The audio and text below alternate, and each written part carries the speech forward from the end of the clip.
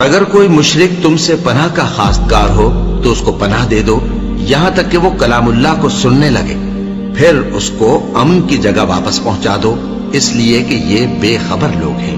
بھلا مشرکوں کے لیے جنہوں نے عہد توڑ ڈالا اللہ اور اس کے رسول کے نزدیک عہد کیسے قائم رہ سکتا ہے؟ ہاں، جن لوگوں کے ساتھ تم نے مسجد حرام یعنی خانہ کعبہ کے نزدیک عہد کیا ہے، اگر وہ اپنے عہد پر قائم رہیں تو تم بھی اپنے قول و قرار پر قائم رہو، بے شک اللہ پرہیزگاروں کو دوست رکھتا ہے۔ بھلا ان سے عہد کیوں کر پورا کیا جائے جب ان کا یہ حال ہے کہ اگر تم پر غلبہ پا لیں تو نہ قرابت کا لحاظ کریں نہ عہد کا۔ یہ منہ سے تو تمہیں خوش کر دیتی ہیں لیکن ان کے دل ان باتوں کو قبول نہیں کرتے اور ان میں اکثر نافرمان ہیں۔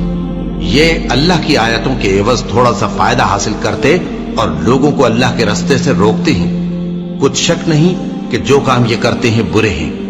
یہ لوگ کسی مومن کے حق میں نہ تو رشتہ داری کا پاس کرتے ہیں نہ عہد کا، اور یہ حد سے تجاوز کرنے والے ہیں۔